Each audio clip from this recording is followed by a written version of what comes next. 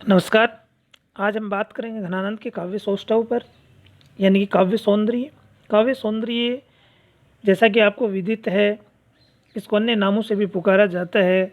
काव्यगत विशेषताएं, काव्यगत लक्षण या काव्यगत कलात्मक या भावात्मक सौंदर्य, कहीं भावपक्षी और कलापक्षी सौंदर्य के रूप में भी इनको जाना जाता है। घनानंद के पदों का अध्ययन करने के पश्चात हमारे लिए सबसे महत्वपूर्ण विषय यही बनता है कि इनके काव्य में ऐसा कौन सा सौंदर्य है जिसने हमें प्रभावित किया और रीतिकालीन परंपरा का अनुसरण भी किया। काव्य सौंदर्य के अंतर्गत दो पक्ष आते हैं, एक अनुभूति पक्ष, एक अभिव्यक्ति पक्ष। अनुभूति पक्ष को भाव पक्ष भी कहते हैं और अभिव्यक्ति पक्ष को कला पक्ष भी कहते हैं। सामान्यतः हम भाव पक्ष और कला पक्ष की विशेषताओं की बात करते हैं, वही काव्य सौंदर्य होता है।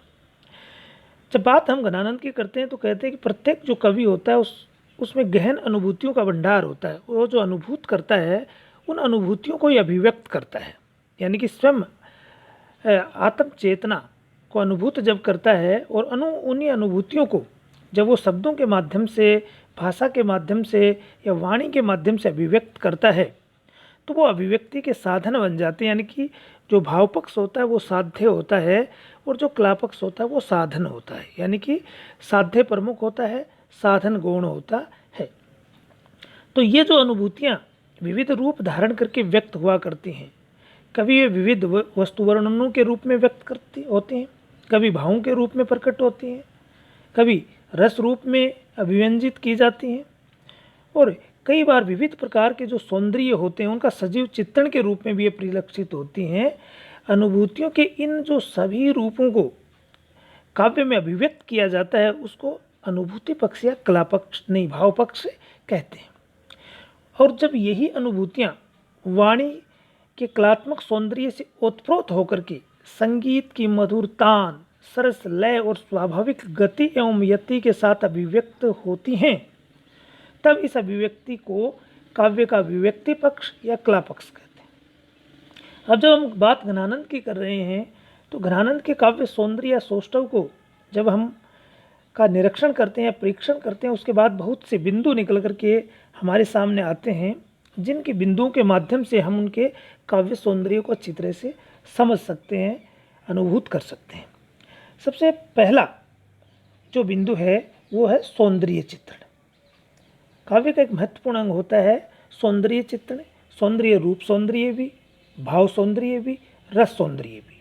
कई जगह उनका समन्वित रूप से हम विवेचन करते हैं, लेकिन यहाँ पर इनका अलग अलग बिंदुवार हम इनका विवेचन करेंगे।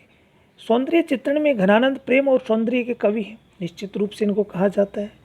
और अपनी जो प्रेयसी सुजान के सौंदर्य ने उन्हें मंत्रमुग्ध कर रखा था, प्रभावित कर रखा था। उन्हीं के अंग प्रत्यंग का मनोहारी चित्रण वे अपनी कविता में अंकित करते थे। और उनका जो सौंदर्य चित्रण है वो उनका कांतिमय, लावण्यमय, सरस एवं मादक है, लेकिन मर्यादित है, अश्लीलता के द्वार पे नहीं पहुंचा है और बहुत ही सुंदर और मर्यादित चित्रण, सौंदर्य चित्रण के लिए इनको जाना जाता है। दूसरा जो हमारा बिंदु है वो है वस्तु वर्णन, यानी कि विभिन्न जो वस्तु होते हैं उनका वर्णन करना। नाम परिगणन की प्रणाली होती है, एक भाव को सशक्त बनाने के लिए वस्तु वर्णन होता है। इसलिए जो घनानंद का जो वस्तु वर्णन है वो भावों को प्रबल और सशक्त बनाने के लिए प्रयुक्त किया गया है। जैसे घनानंद ब्रज प्रदेश के प्रति अपनी गहन आस्था रखते थे, वृंदावन में रहकर के उन्होंने अपनी रचनाएं लिखी, तो इसी असीम जो श्रद्धा और जो गहन आस्था थी उसको इन्होंने व्यक्त किया है। कैसे? इसी कारण उन्होंने ब्रज के गाँव, नगरों, यमुना, वृंदावन आदि का अत्यंत सजीवता के साथ निरूपण किया है। ब्रज के गाँव में मुख्यतः बरसाना और गोकुल का जो ग्राम है उनका बहुत सुंदर चित्रण इनके काव्य में देखने को मिल जाता है। इस प्रकार से विभिन्न जो स्थान हैं जिसमें वृंदावन सबसे महत्वपूर्ण है उनका इस वर्णन भी किया गया है। गाँव की जो गलियां हैं, पनघट हैं, घाट हैं आदि का चित्रण भी उसके अंतर्गत मिलता है। परंतु यह जो वर्णन है, जो विस्तृत वर्णन है, उसकी सबसे बड़ी विशेषता है कि यह वर्णन विवरणात्मक है, संश्लिष्टात्मक नहीं, यानी कि संश्लिष्ट नहीं, कठिन नहीं, न ये सहज आकर्षण से परिपूर्ण है। केवल नाम गिना करके कई जगह इन्होंने काम चलाया है, उनके संश्लिष्ट और बिंबात्मक चित्रण करने का उन्होंने कभी प्रयास नहीं किया, इसलिए वस्तु वर्णन भी सुंदर बन पड़ा है इनके काव्य में। इसके बाद हम बात करते हैं जो महत्वपूर्ण है, रस निरूपण। रस काव्य के भाव पक्ष के अंतर्गत आता है। नव रसों की परिकल्पना हम करते हैं तो घनानंद के काव्य में अगर हम देखें तो श्रृंगार रस की प्रधानता है, और श्रृंगार रस के दोनों पक्ष, संयोग श्रृंगार और वियोग श्रृंगार, दोनों का ही सुंदर चित्रण इसके अंतर्गत देखने को मिलता है। हालांकि संयोग की बजाय वियोग का चित्रण अधिक है, क्योंकि घनानंद विरह के कवि थे, वेदना के कवि थे, व्याकुलता के कवि थे, इसलिए श्रृंगार रस के दोनों पक्षों का बहुत सुंदरता के साथ चित्रण हुआ है। और वियोग के कारण अधिक प्रसिद्धि होने के कारण व्यथित जो हृदय है उसकी गहराइयों को इन्होंने चित्रित किया है, इसलिए जो प्रभावशाली जो चित्रण है वियोग श्रृंगार का वो देखने को मिल जाता है। इसके बाद हम बात करते हैं भाव निरूपण की। भाव निरूपण कविता का प्रमुख अंग होता है, क्योंकि कवि अपने भावों को अभिव्यक्त करने के लिए कविता लिखता है, न कि शब्द जाल को अभिव्यक्त करने के लिए। कवि के हृदय में पहले भाव उत्पन्न होते हैं और उन्हीं भावों को शब्दायित करते हुए, शब्द में रूपांतरित करते हुए वो कविता का सृजन करता है। इस दृष्टि से अगर देखा जाए तो जो घनानंद की जो कविता है वो विविध भावों का भंडार है। हम कह सकते हैं कि ये विविध भावों का भंडार है इनकी कविता, क्योंकि घनानंद ने ऐसे ऐसे मार्मिक भावों का चित्रण किया है कि आप उसे देख करके मंत्रमुग्ध हो सकते हैं। साधारण कवि वहाँ तक पहुँच भी नहीं सकता है, यानी कि सोच भी नहीं सकता है, कल्पना भी नहीं कर सकता है कि इस प्रकार का सुंदर चित्रण हम कर सकते हैं, क्योंकि उनके भाव हैं वो अत्यंत मार्मिक और हृदय को प्रभावित करने वाले हैं। भाव प्रेम से प्रेरित हैं, ये जरूर है उनके, क्योंकि उनके जो वियोग वर्णन में प्राणों की व्याकुलता, किस प्रकार से वो अनुभव करते हैं, स्मृति, विषाद, आवेग, ग्लानि जैसे मनोभावों का भी समावेश उन्होंने अपने छंदों में किया है। इसलिए उनका भाव जो चित्रण है वो भी बहुत ही सुंदर बन पड़ा है, बहुत ही आकर्षक और प्रभावशाली बन पड़ा है। इसलिए विरहजन्य भावों की मात्रा अधिक है, ये हम कह सकते हैं, और संयोगजन्य भाव के चित्र कम मात्रा में हुए हैं। इसके बाद अगर हम आगे की बात करें तो अगला है प्रकृति चित्रण। जैसा कि प्रकृति चित्रण के बारे में आपको विदित है कि प्रत्येक कवि की रचना में ये भाव पक्ष के अंतर्गत आता है, प्रकृति चित्रण अवश्य होता है। प्रकृति कविता का एक अभिन्न अंग होती है। प्रकृति चित्रण के बिना कवि की कविता पूर्ण नहीं होती है। ये जरूर है कि कोई कवि प्रकृति को अत्यधिक महत्व देता है, कोई कवि प्रकृति को कम महत्व देता है। प्रकृति चित्रण के भी अनेक रूप हैं, आलम्बन परक चित्रण, उद्दीपन परक चित्रण, आलंकारिक चित्रण। हर कवि अपने हिसाब से उसका चित्रण करता है, लेकिन अगर घनानंद को देखा जाए तो प्रकृति चित्रण की मनोहर छटा उनके काव्य में अंकित हुई है। ये जरूर है कि आलम्बन रूप की अपेक्षा उन्होंने प्रकृति चित्रण में उद्दीपन रूप के चित्रण में अधिक विश्वास किया है, अधिक चित्रित किया है, क्योंकि घनानंद का जो विषय था, जो विरह का काव्य था, उस विरह के काव्य में प्रकृति विरही जनों के भाव को उद्दीप्त करने में अपनी प्रमुख भूमिका निर्वहन करती है। इसलिए प्रकृति के उद्दीपन परक चित्रण का रूप अधिक चित्रित हुआ है। इसके बाद हम आते हैं कला पक्ष में। कला पक्ष के अंतर्गत या अभिव्यक्ति पक्ष के अंतर्गत, यानी कि वे साधन जो कवि के मन में उठने वाले भावों को शब्दायित करते हैं, उनको अभिव्यक्त करते हैं, उनका माध्यम बनते हैं एक स्थान से दूसरे स्थान पर पहुंचने, एक व्यक्ति से दूसरे स्थान पर पहुंचने। इसलिए जो कला पक्ष होता है वो साधन होता है, और इसके अंतर्गत हम भाषा, शैली, छंद, अलंकार, रीति, शब्द, शक्ति, इन सभी को सम्मिलित करते हैं। तो सबसे पहले हम इसमें भाषा की बात करते हैं।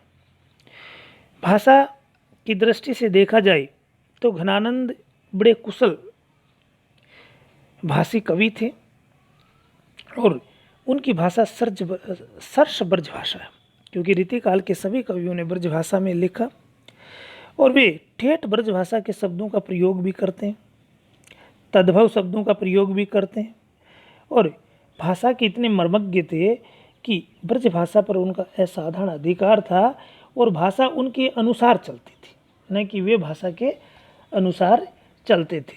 इसलिए उक्ति चमत्कार यानी कि उक्ति वैचित्र्य भी उनके काव्य में देखने को मिलता है। और जो सरस काव्य धारा यानी कि कहें कि ब्रज भाषा में सर्वत्र स्वच्छता, एक रूपता और सुगढ़ता जो देखने को मिलती है तो वो घनानंद के काव्य में देखने को मिलती है, क्योंकि घनानंद ब्रज भाषा के अत्यंत प्रवीण कवि हैं और इसी कारण उनकी भाषा में भावों के अनुकूल चलने की अपूर्व शक्ति दिखाई देती है। इसलिए आचार्य शुक्ल ने उनकी भाषा की प्रशंसा करते हुए ये भी कहा है कि यह निसंकोच कहा जा सकता है कि भाषा पर जैसा अचूक अधिकार इनका था वैसा और किसी कवि का नहीं। घनानंद जी उन विरले कवियों में हैं जो भाषा की व्यंजकता बढ़ाते हैं। भाषा के लक्षक और व्यंजक बल की सीमा कहाँ तक है इसकी पूरी परख इन्हीं को थी। आचार्य शुक्ल के इन शब्दों ने उनकी भाषा की विशेषता, महत्व और भाषा की परख को उजागर किया है। इसलिए भाषा की दृष्टि से भी पूर्ण रूप से एक सफल कवि के रूप में उनको माना जाता है। अगली हम बात करते हैं अलंकार योजना की। अलंकार काव्य के बाह्य पक्ष होते हैं, काव्य की शोभा को बढ़ाने वाले तत्व होते हैं। इसलिए काव्य में चारुता लाने के लिए, काव्य में अभिव्यक्ति को अधिक प्रभावशाली बनाने के लिए अलंकारों का प्रयोग किया जाता है। प्रयोग दो प्रकार से होते हैं, एक स्वाभाविक प्रयोग होता है, एक सप्रयास प्रयोग होता है। रीतिकाल के कवियों पर आरोप लगा है कि उन्होंने चमत्कार प्रदर्शन के लिए, आचार्यत्व को सिद्ध करने के लिए, अपने आप को श्रेष्ठ कवि के रूप में स्थापित करने के लिए अलंकारों का सप्रयास प्रयोग किया है। लेकिन घनानंद एक ऐसे कवि हैं जिन्होंने चमत्कार प्रदर्शन या भाव व्यंजकता को प्रभावोत्पादक बनाने के लिए सप्रयास अलंकार प्रयोग करने की बजाय स्वाभाविक अलंकार प्रयोग को महत्व दिया है। इसलिए उनके जो अलंकार हैं वो चारुता यानी कि सुंदरता और भावाभिव्यक्ति दोनों का समन्वित रूप है और दोनों को समन्वित रूप से अभिव्यक्त करने के लिए उन्होंने ऐसी बात कही है। घनानंद के काव्य में अलंकारों की जो योजना है उसमें प्रमुख रूप से सादृश्य मूलक जो अलंकार हैं उनको ज़्यादा उन्होंने महत्व दिया है। इसके साथ यमक है, अनुप्रास है, विरोधाभास, प्रतीप, संदेह, असंगति, यमक आदि अलंकारों का प्रयोग दिखाई देता है। कई जगह आप देखते हैं घनानंद शब्द का प्रयोग बार बार करते हैं, हर जगह दो अर्थ इसके निकलते हैं, एक घनानंद यानी कि कवि के रूप में और घन आनंद यानी कि आनंद के बादल। फिर जीवनदायक शब्द भी कई बार मिलता है, तो कई जगह सुजान जो है नहीं, जो जीवनदायक जो शब्द है वो जीवन देने के वाले के लिए प्रयुक्त भी होता है और जल देने वाले के लिए प्रयुक्त भी होता है। तो इस प्रकार के सुंदर चमत्कार इसमें देखने को मिलता है। असंगति अलंकार के सुंदर उदाहरण भी इसमें देखने को मिलते हैं। आपकी पाठ्य पुस्तक में जो संकलित एक पंक्ति है कि नैनन में लागे जाए जागे सु करेजे बीच, जो कटाक्ष प्रहार की बात हमने की थी उसमें पहली पंक्ति है उस पद की कि नैनन में लागे जाए जागे सु करेजे बीच। असंगति अलंकार का सुंदर उदाहरण है कि नैनन में लागे जाए, जो कटाक्षपात होता है वो कहाँ लगता है, चोट प्रहार कहाँ करता है, आँखों में करता है, नेत्र में करता है,